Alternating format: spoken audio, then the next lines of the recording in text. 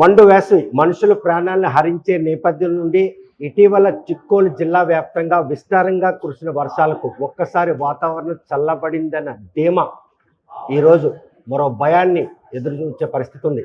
ప్రస్తుతం మాత్రం రెండవ వేసవి తలపించే విధంగా పగటిపూట ఉష్ణోగ్రతలు గణనీయంగా పెరగడం, ఉక్కపోత, ఈ పరిణామాలన్నీ కూడా మనుషుల్ని ఊపిరాడే పరిస్థితి లేకుండా పోతున్న ఇటువంటి తరుణంలో వస్తున్నటువంటి ఈ పెన్ముప్పు నుండి ప్రజలు తమను కాపాడుకోవాలంటే ఎటువంటి మెలకువలు పాటించాలి, ఎటువంటి వైద్య చికిత్సను అందుబాటులో తీసుకోవాలి, ఎవరిని సంప్రదించాలనే విషయం మనతో మాట్లాడడానికి ప్రముఖ వైద్యులు పల్మనాలజిస్ట్ గార చైతన్య కిరణ్ మనతో ఉన్నారు. చూస్తే కనుక ఒక సెకండ్ సమ్మర్ వేవ్ నడుస్తున్నట్టు పరిణామాలు ఉన్నాయి. సో ఈ నేపథ్యంలో ప్రజలు తమ ప్రాణాలను కాపాడుకోవాలన్నా లేదనుకుంటే ఇటువంటి ప్రతికూల వాతావరణంలో ఎటువంటి రుగ్మతలకు గురయ్యే పరిస్థితి. నమస్కారం అండి.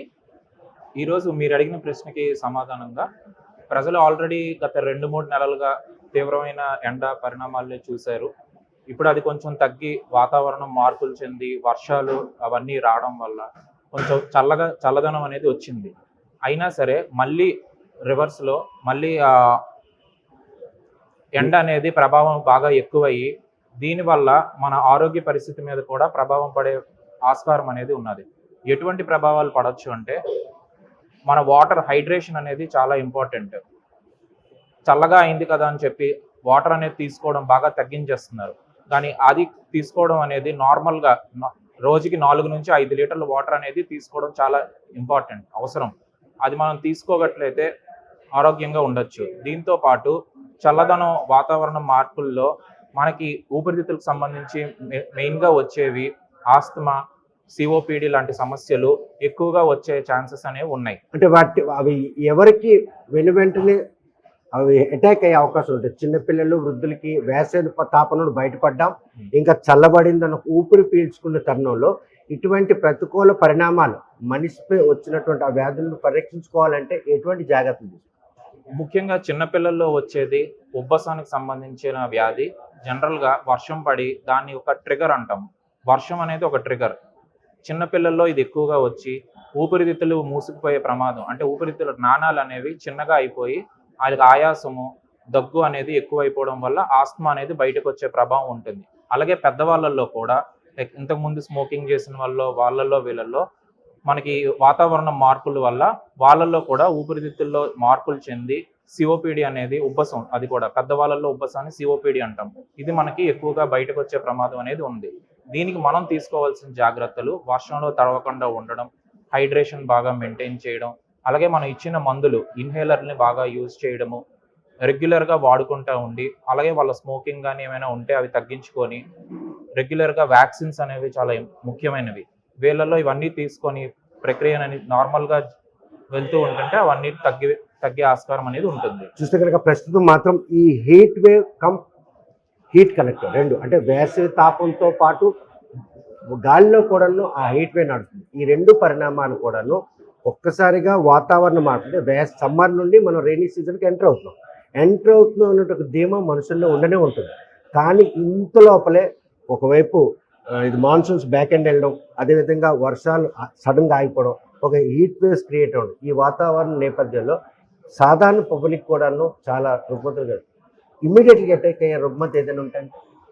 ఇమీడియట్గా వచ్చేది హీట్ వేవ్ వల్ల హీట్ స్ట్రోక్ అంటామండి.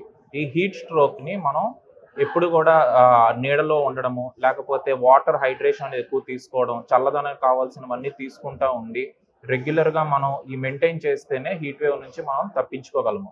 లేదు అంటే మాత్రం హీట్ వేవ్ వల్ల పరిణామాలు అనేవి ఎక్కువగా ఉంటాయి. ఈ పరిస్థితుల్లో సడన్గా హీట్ వేవ్కి కనెక్ట్ అయ్యి కనుక మనిషి కొలాప్స్ అయిపోయాడు అనుకోండి, ఇమీడియట్గా తీసుకోవాల్సినటువంటి చికిత్స ఏంటి?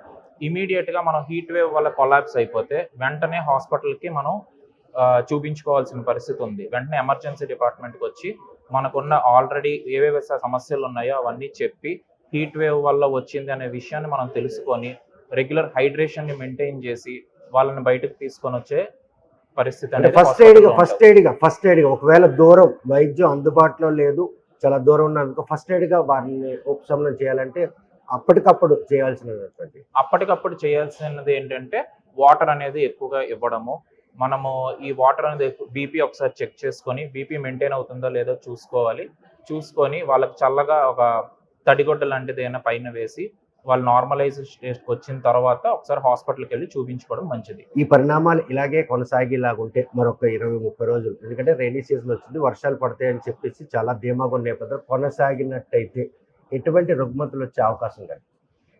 ఎటువంటి రుగ్మతలు మనకి ఇలాంటి పరిస్థితుల్లో ఏంటంటే ఉబ్బసం అనేది ఫస్ట్ థింగ్. ఉబ్బసం అనేది మళ్ళీ వచ్చే ఛాన్సెస్ ఎక్కువ ఉంటుంది. అలానే నార్మల్గా ఈ ఇన్ఫెక్షన్స్ బాడీలో ఏమైనా ఇంతకు ముందు ఏమైనా దెబ్బలు తగిలి లేదా డయాబెటీస్ ఉన్న వాళ్ళల్లో కాళ్ళకి చేతులకి ఇన్ఫెక్షన్స్ ఉన్న వాళ్ళల్లో ఆ ఇన్ఫెక్షన్స్ ఎక్కువయ్యే ప్రమాదం అనేది ఉన్నది.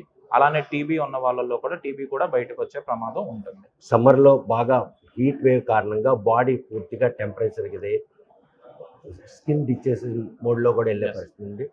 ఆ పరిణామాల నుండి కూల్ అట్మాస్ఫియర్లో కొంత ఉపశమనం చెందుతున్నటువంటి ఈ నేపథ్యం మళ్ళీ హీట్ వేవ్ ఆ బాడీ కనెక్ట్ అయ్యేలాగుంటే మనకి ఈ స్కిన్ డిసీజెస్ అనేవి చాలా ఎక్కువగా ఈ హీట్ అనేది ఎక్కువ డ్రై అయిపోయి ఆ స్కిన్ డిసీజెస్ ఎక్కువ వస్తాయి. దానివల్ల ఏంటంటే మనం ఇచ్చింగ్ దురద అనేది వచ్చి మనం గోపుకునే పరిస్థితి ఉన్నది. అలాంటి గోపుకునే పరిస్థితి కంటను మనం కొంచెం మాయిశ్చరైజర్ లాంటివి రాసుకొని మెయింటైన్ చేసుకుంటూ ఉంటే సో ఆ డిసీజ్ అనేది ఎక్కువ అవ్వకుండా ఉంటుంది. దాంతోపాటు డాక్టర్ గారి చికిత్స కూడా ఇంపార్టెంట్. సో ఇటువంటి పరిణామాల నేపథ్యంలో ఈచ్ అండ్ ఎవరిబడి కూడాను వాళ్ళ తాలూగా ఆ పరిధికి అనుకూలంగా మాత్రం ఎట్టి పరిస్థితుల్లో కూడా తగు జాగ్రత్తలు తీసుకోవడమే ప్రత్యామ్నాయ చర్య. లేదనుకుంటే ఎవరు కారు ప్రొటెక్ట్ చేసుకోవాల్సిన అవసరం. ఎవరి కారు జాగ్రత్త తీసుకోవడం కూడా ఇంపార్టెంట్ అండి. అలానే కూడా సమయాన్ని బట్టి అవసరాన్ని బట్టి డాక్టర్ గారిని సంప్రదించడం కూడా మంచిది. రైట్. చూస్తే కనుక ప్రతికూల వాతావరణం నెలకొన్న ఈ నేపథ్యంలో మాత్రం ప్రజలకు వస్తున్నటువంటి ఈ సమస్య నుండి ఎవరైనా కనుక హీట్ వేవ్స్ కనుక గురైనట్టయితే తక్షణ ఉపశమనం చర్యగా మాత్రం తడిగొడ్డతో తన ఒళ్ళల్లో తుడుచుకోవాలి. ఎవరైనా అటెండెంట్ ఉన్న మాత్రం దగ్గర ఉన్నటువంటి ఆసుపత్రికి సంప్రదించడంతో పాటు వారిని ప్రొటెక్ట్ చేసేందుకు అవసరమైన చర్యలు కూడా చేపట్టాలి.